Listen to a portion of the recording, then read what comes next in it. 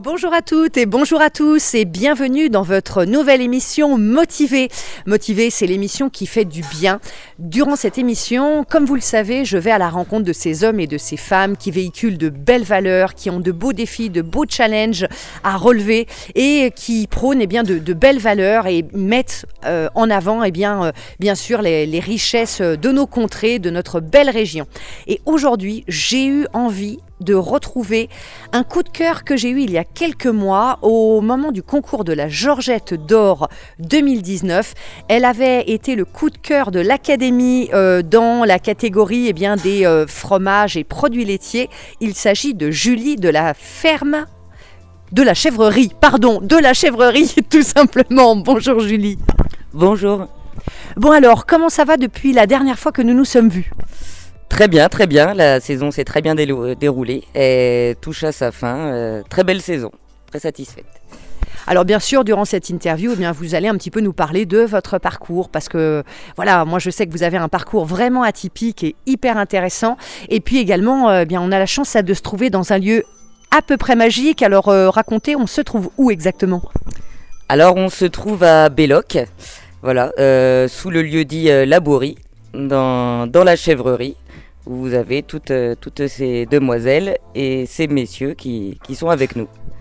Voilà, vous n'avez pas malheureusement le visuel, mais bien sûr, comme d'habitude, je vais vous poster sur les réseaux sociaux des photos et vous allez pouvoir découvrir vraiment, ces chèvres sont absolument magnifiques.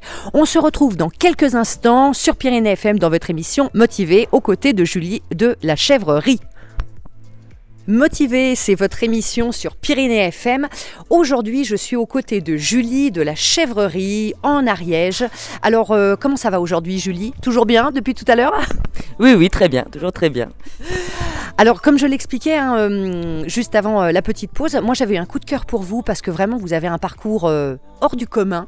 Alors, expliquez un peu à nos auditeurs parce que vous n'avez pas toujours été chèvrière, c'est bien comme ça qu'on dit ? Oui, on peut appeler ça comme ça. Et non, en effet, avant j'étais commercial dans la téléphonie mobile. Voilà, j'étais responsable d'un petit point de vente sur Carcassonne. Voilà. Bon, pas d'antenne ici sur le lieu.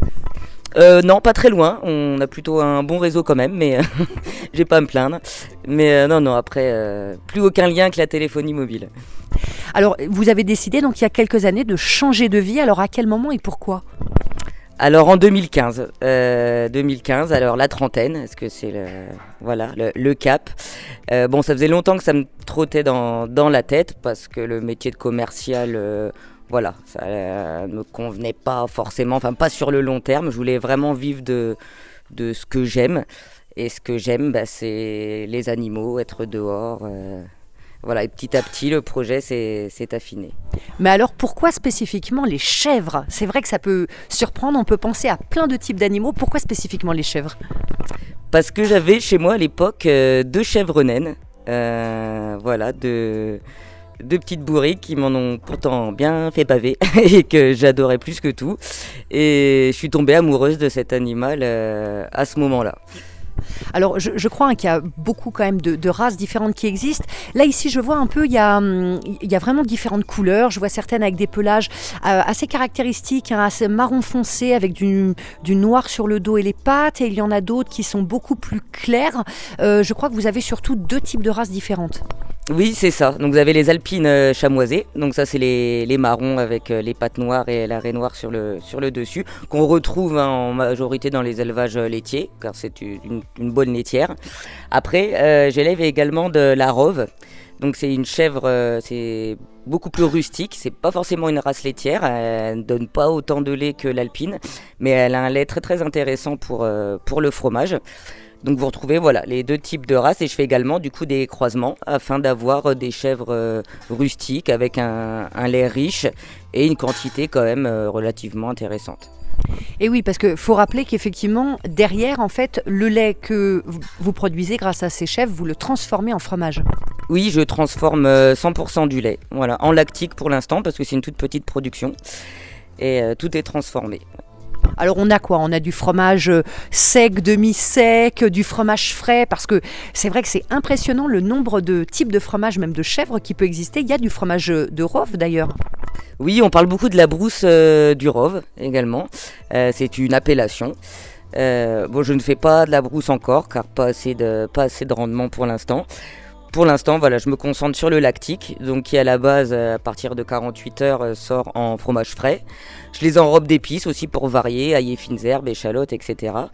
Et après, je les mets aussi à l'affinoir afin d'avoir des demi-secs et même des secs au-delà de 3 semaines d'affinage. D'accord. Et on peut bien sûr déguster et acheter, bien entendu, vos fromages. Alors je crois que vous avez une production, enfin une vente directe, mais on vous retrouve aussi dans un restaurant, dans une fromagerie aussi à Mirepoix, et puis également aux Halles de l'Héran, hein, c'est bien ça? Oui, c'est ça. Et également au magasin de producteurs La Brouette à Nalzin. C'est une association de producteurs dont je fais partie. Mais écoutez, je ne sais pas pour nos auditeurs, mais moi tout ça, ça me donne faim. Est-ce que vous pensez qu'il y aurait moyen d'aller manger un petit morceau de chèvre avant de poursuivre notre interview? Oui, pourquoi pas. C'est pas sur place, mais pourquoi pas. Bon, eh bien allez, on va faire le déplacement, on va laisser les petites biquettes pendant quelques instants et aller déguster un petit morceau de fromage de chèvre. Je vous dis à tout de suite sur Pyrénées FM. Vous êtes toujours sur Pyrénées FM, dans votre émission Motivée, aux côtés de Julie, de la chèvrerie. Alors Julie, vous nous expliquiez avant cette petite pause, eh bien effectivement que c'était un changement de vie. Vous avez été avant commercial dans la téléphonie, et puis un jour vous vous dites non, j'ai envie de vivre ma vie autrement, j'ai envie de vivre de ma passion, et vous décidez effectivement à vous lancer un petit peu dans les chèvres, effectivement, dans la production de lait et ensuite de fromage. Est-ce que vous pouvez juste nous expliquer un peu vos débuts, parce que c'est toujours des débuts assez tumultueux, même si on est guidé par la passion. Oui, alors j'ai eu beaucoup de chance, je pense. J'ai rencontré les bonnes personnes au bon moment. Je suis retourné donc en Ariège. Et là, on m'a présenté donc un couple d'éleveurs qui se situe au-dessus de Lavlanel et Folies Bergères, au Gréoulou. Donc j'ai passé quelques mois avec eux afin de découvrir quand même le métier d'éleveur, parce que je ne suis pas du tout issu du domaine agricole. J'y ai beaucoup appris, surtout au niveau de la fromagerie. J'ai beaucoup aidé en fromagerie. Et de là, ces mêmes personnes m'ont orienté vers Thomas, qui était un éleveur qui cherchait à arrêter son activité. Qui faisait lui-même également du fromage ? Alors, il n'en était pas encore arrivé là. Il avait les chèvres depuis quelques années. Il montait sa ferme et en fait, le projet a malheureusement pas abouti. Donc j'ai commencé à m'occuper de son troupeau, reprendre son troupeau donc sur sa propre ferme qui était à Aden, qui était située à Aden. Pendant 6 mois, je me suis occupé d'elle tous les jours pendant 6 mois.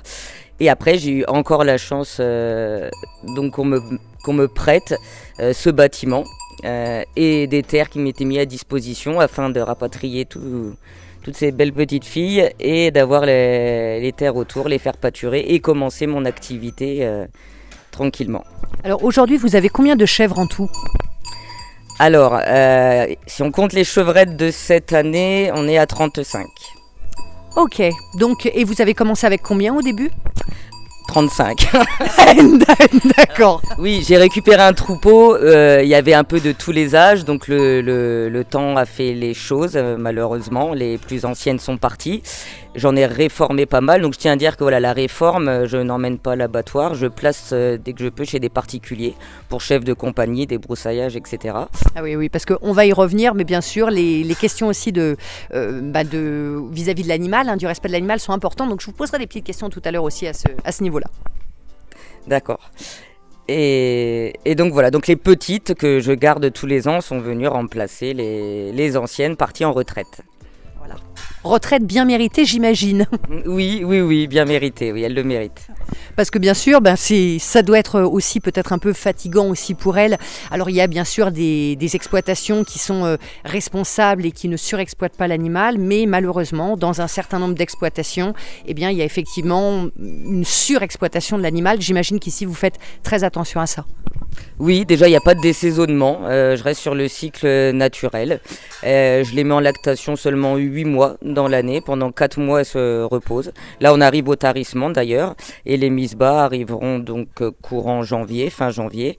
et la traite reprendra en février. Voilà, donc de février à octobre. Après, voilà, quand je vois qu'une chèvre, bon, les mises bas n'ont pas été forcément très sympathiques et que la production de lait n'est plus au top, et ben je la mets en retraite directement. Bon, un repos bien mérité alors pour elle. Mais vous, parce que c'est vrai j'ai eu la chance de déguster là un petit morceau de fromage de chèvre fait par Julie et j'avoue que c'est vraiment très très très bon. Mais on ne réalise pas quand on déguste ce genre de produit de tout le travail qu'il y a derrière. Parce que la journée d'une personne comme vous, c'est quoi une journée type ? Alors déjà j'ai mon fils quand même pour démarrer, donc il y a le fils à emmener à l'école. Et après, on arrive à la ferme, donc pour la ration, donc la ration composée de grains fermiers, je donne que du grain fermier, le paillage, le soin, etc. La traite, après on lâche les animaux en pâture, je pars en fromagerie, mettre le lait en bassine, le mettre à cailler, m'occuper du lait d'hier qui a donc caillé, mouler les fromages. Souvent je termine, il est entre 13 et 14 heures et l'après-midi je m'attelle aux livraisons, à la vente et le soir je retourne à la ferme, rentrer les animaux, renourrir, etc. Vraiment, vous méritez bien de participer dans cette émission motivée parce que c'est vraiment le terme le plus approprié. Et c'est vraiment, vous êtes un bel exemple effectivement de ces gens qui sont de plus en plus nombreux, qui sont courageux et qui se lancent dans des belles activités comme celle-ci. Alors, vous parliez de fromage. Moi, j'ai envie de vous poser plein de questions sur la fabrication du fromage, bien sûr. Les auditeurs également, j'en suis certaine. Alors surtout, restez à l'écoute et on se retrouve dans quelques instants sur Pyrénées FM. Vous êtes toujours dans votre émission Motivée sur Pyrénées FM. Nous sommes à la chèvrerie en Ariège aux côtés de Julie. Julie, vous nous avez mis l'eau à la bouche en commençant à nous parler des bons fromages que vous faites. Alors, bien sûr, on ne récupère pas donc, le lait toute l'année, dit la citadine que je suis. Alors, quelles sont les périodes justement auxquelles vous récupérez vraiment et où vous produisez finalement les fromages ? Alors, je récupère le lait 2 semaines après le début des mises bas. Donc début février et ça se termine fin octobre. D'accord. Et tout le lait que vous récupérez, vous le transformez ou est-ce que vous revendez peut-être une partie de ce lait ? Non, je transforme 100% du lait. J'en ai déjà pas beaucoup, donc je transforme tout. D'accord.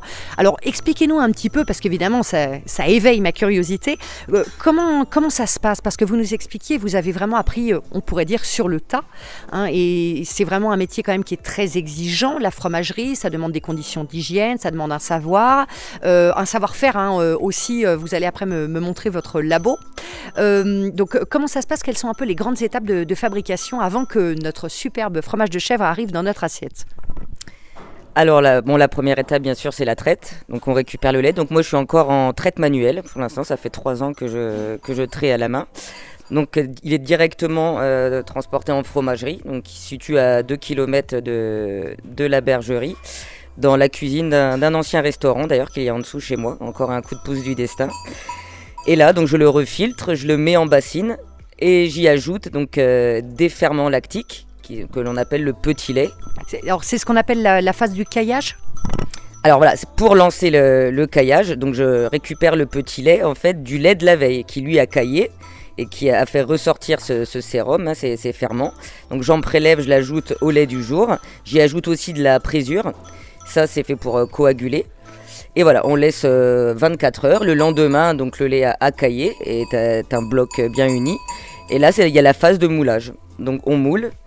Le lendemain, on retourne dans les moules, on fait le premier salage et le surlendemain, on démoule et on sale l'autre côté. Et là, vous avez ce que j'appelle de l'extra frais. Et c'est là qu'éventuellement, donc, vous pouvez par exemple rouler le fromage dans différents types d'épices, peut-être dans du poivre ou dans d'autres choses pour aromatiser.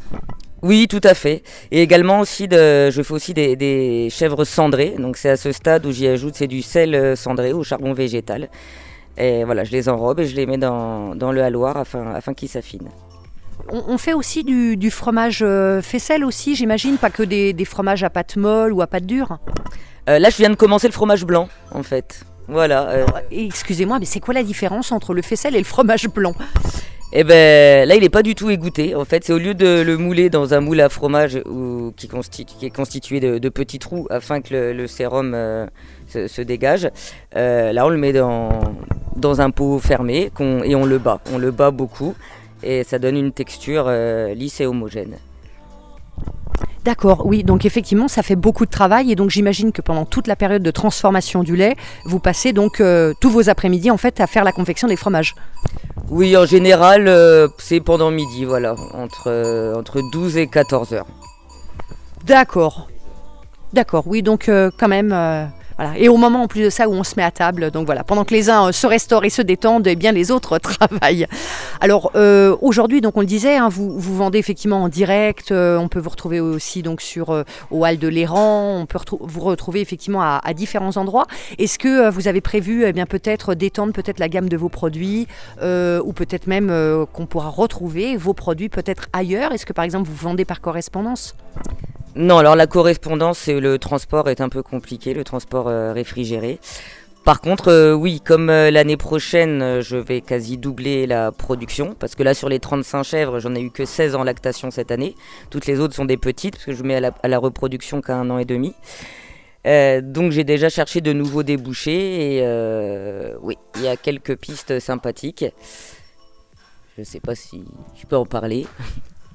Mais oui, on va en parler dans quelques instants parce que en effet, moi j'ai pu aussi un petit peu me renseigner et puis constater que le fromage de chèvre véritablement a la cote puisque c'est un des fromages préférés des Français et qu'il y a notamment bien sûr un éveil un peu des consciences avec des consommateurs qui reviennent vers le naturel, vers le local et donc il y a sans doute de très très belles perspectives d'avenir dans ce métier. D'ailleurs, j'ai pu observer qu'il y avait, comme vous, Julie, d'autres entrepreneurs à travers la France qui se lançaient effectivement dans l'élevage de chèvres et la production de fromage de chèvre. On revient tout de suite avec vous sur Pyrénées FM dans Motivé pour la suite de notre émission. À tout de suite. Eh bien, nous sommes déjà à la moitié de notre émission. Alors, si jamais vous n'avez pas entendu le début de l'émission, eh bien sûr, vous êtes sur votre émission Motivée sur Pyrénées FM. Je suis aujourd'hui à la chèvrerie avec Julie. Je suis du côté donc de Belloc et nous parlons ensemble, eh bien sûr, du parcours de Julie, mais également de ses chèvres et des bons fromages qu'elle prépare. Alors, Julie, vous nous disiez il y a quelques instants, eh bien effectivement, vous avez des perspectives, des projets et même des propositions qui commencent à arriver. Oui, j'ai été contacté par quelques hypermarchés, donc voilà, c'est en cours.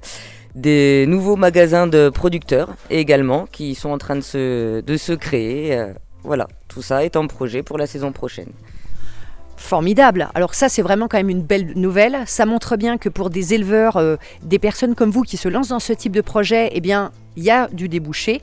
Il y a de la demande. Alors c'est vrai, c'est comme d'habitude, bien sûr, la demande, ça vient du changement de comportement, surtout de chacun d'entre nous, bien sûr, de devenir non plus des consommateurs, mais des acteurs, véritablement. Alors le fromage de chèvre, c'est quand même pas n'importe quel fromage. Je le disais tout à l'heure, mais apparemment, dans les petites recherches que j'ai faites, j'ai quand même vu à la fois que nous sommes en France le premier producteur mondial de fromage de chèvre, mais que également, il y a à peu près 2 kilos achetés par chaque foyer en France, rien que de fromage de chèvre.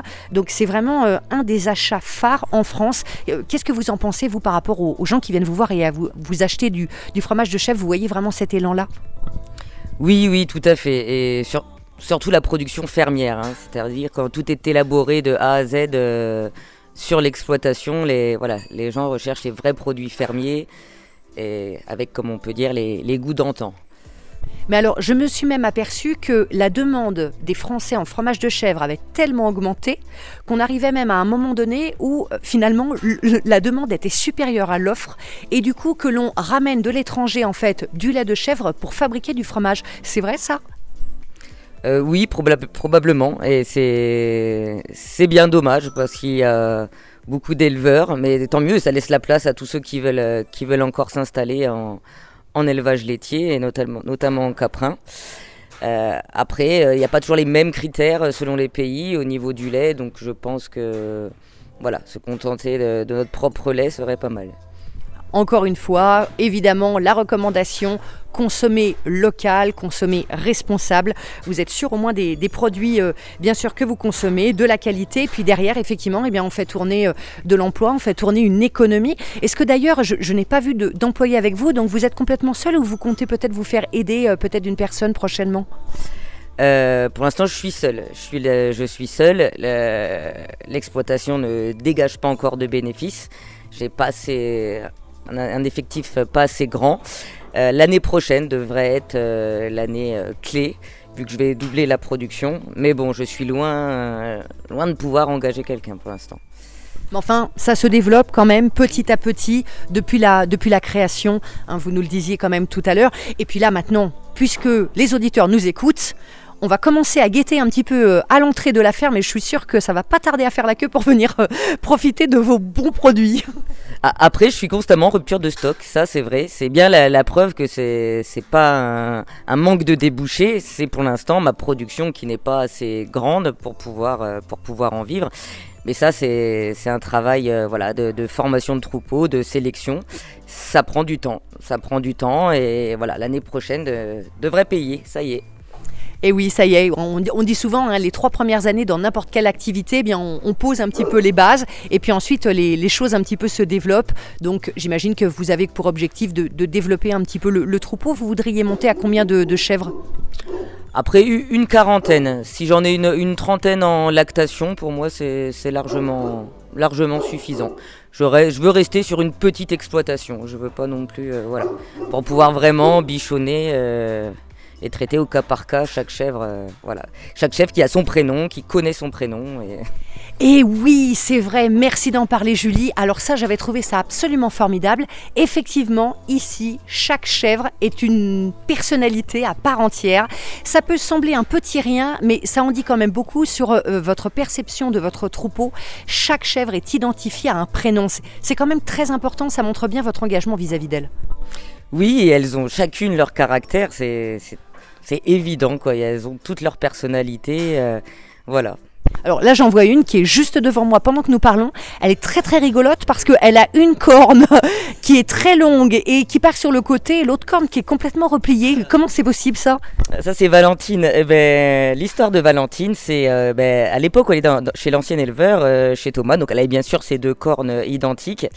Mais la moitié du troupeau avait déjà été vendue quand je les ai rencontrées. Et elle, donc ses copines, parce que bien sûr c'est des clans, des copines, c'est une vraie société. Ses copines sont parties et elle a fait un gros coup de mou. Alors quand c'est ça, les autres le sentent malheureusement, donc elle a été un peu malmenée. Et sa corne a fini par entre guillemets mourir et tomber. Donc j'ai été obligé de lui couper, sinon elle pouvait plus brouter, la pauvre, ça la gênait. D'accord. Bon, en tout cas, elle a l'air de s'être bien remise parce que je la trouve en pleine forme. Bien entendu, puisque vous ne pouvez pas la voir, vous qui nous écoutez, je vais vous prendre Valentine en photo et vous poster ça sur les réseaux sociaux. Bien entendu, likez, commentez, partagez. On se retrouve tout de suite. De retour dans votre émission Motivée sur Pyrénées FM, toujours à la chèvrerie. Alors, notre émission avance, hein, on se rapproche petit à petit de la fin, mais pas encore tout à fait. Alors Julie, on parlait il y a quelques instants bien effectivement du respect et de certaines valeurs que vous véhiculez à travers votre activité. Et puis on parlait bien sûr du respect de l'humain, de l'environnement, on parlait un petit peu de tout ça et aussi bien du bien-être animal puisque vous le savez, c'est très important pour moi. Alors j'ai été assez étonnée et ça mérite vraiment d'être dit, d'être mis à l'honneur. Eh bien j'ai mis la main en fait sur un rapport qui parlait un petit peu des initiatives dans la filière caprine française. Et il se trouve donc que l'ANICAP, qui est donc l'association nationale interprofessionnelle caprine donc en France, a mis en place en fait un référentiel pour la filière caprine. Et ce référentiel, en fait, il repose sur 3 piliers qui sont le respect de l'homme, le respect de l'animal et de l'environnement. Et pour bien s'assurer du respect de ces 3 volets par les éleveurs, qui a mis en place un code mutuel de bonnes pratiques d'élevage et une charte de bonnes pratiques. L'objectif, c'est que 100% des éleveurs dans la filière caprine, ils soient dans ce nouveau référentiel d'ici la fin 2022.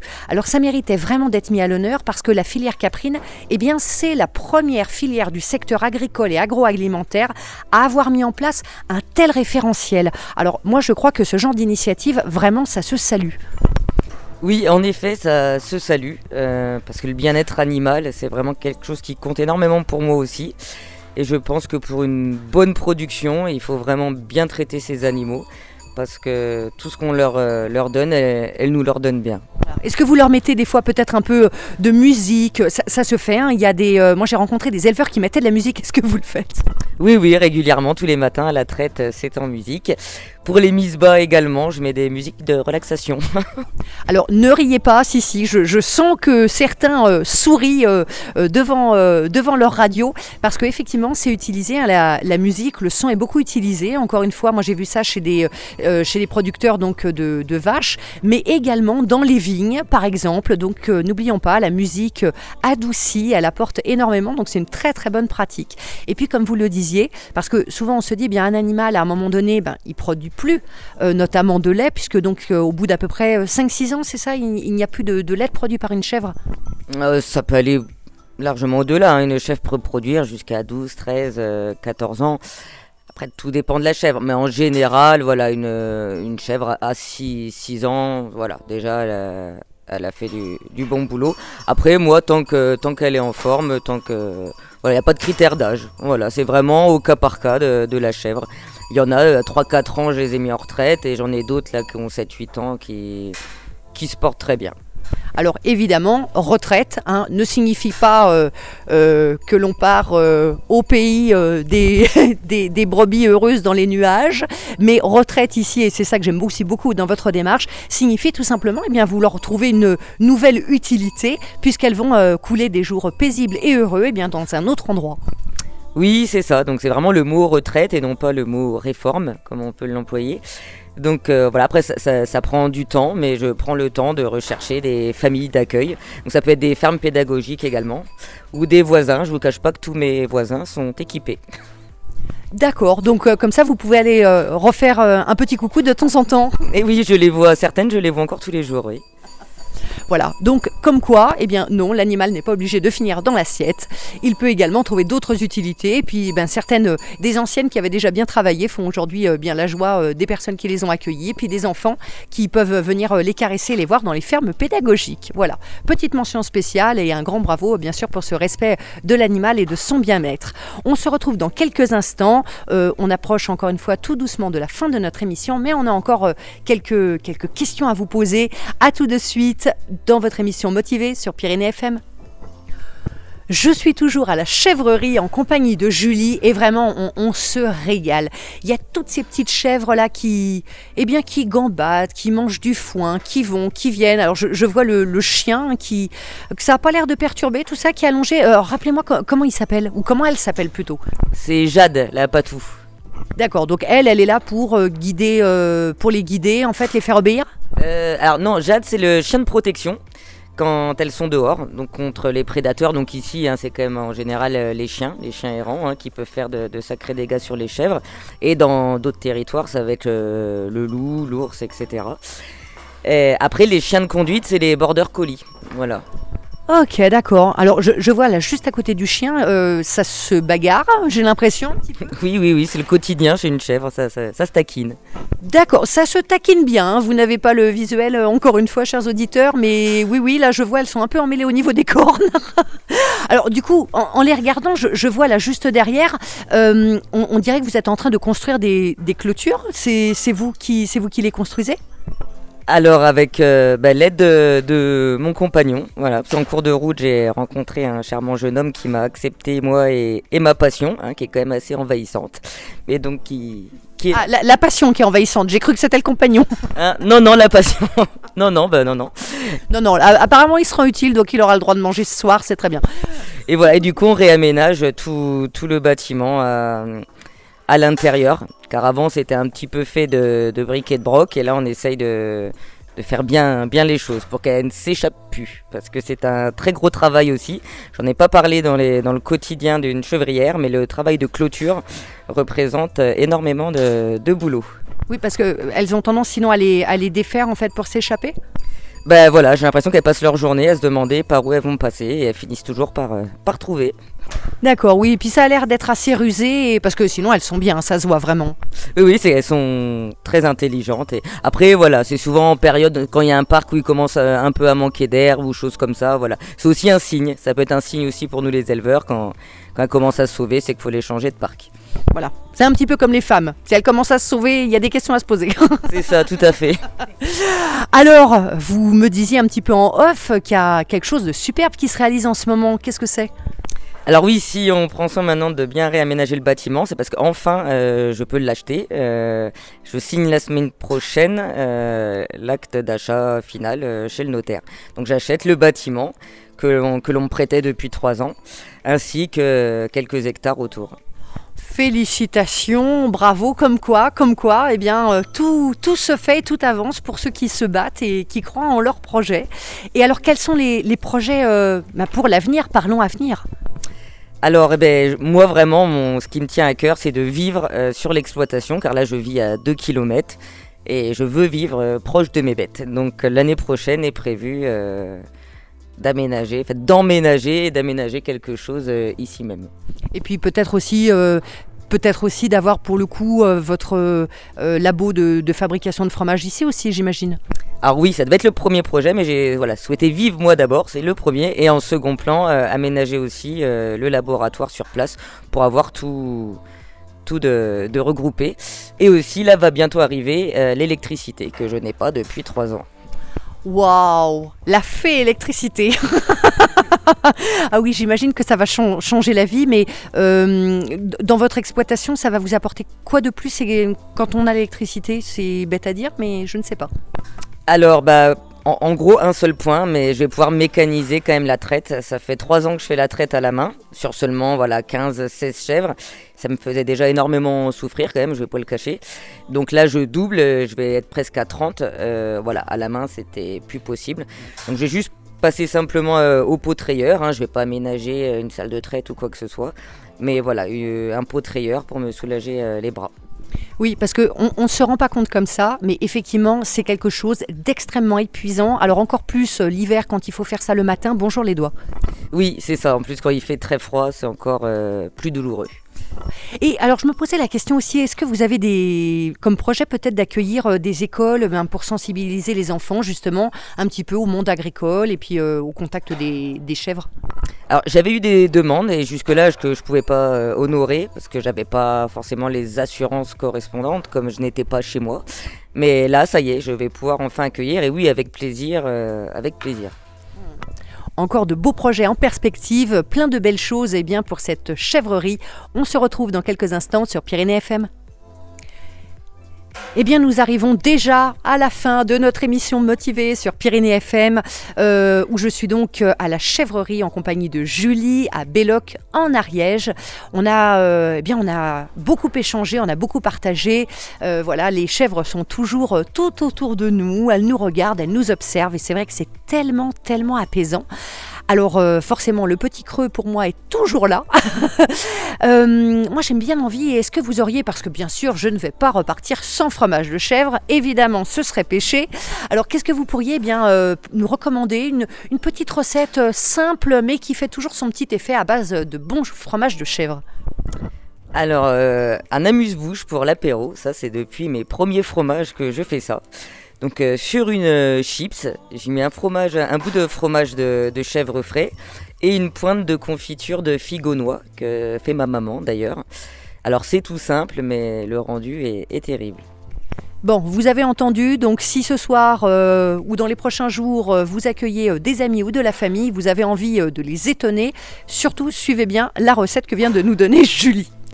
Alors Julie, nous arrivons au terme de notre émission, mais bien entendu vous n'allez pas y couper, c'est l'heure de notre quiz spécial Motivé. Julie, si vous étiez un élément de la nature, que seriez-vous ? Une prairie. Si vous étiez une qualité humaine ?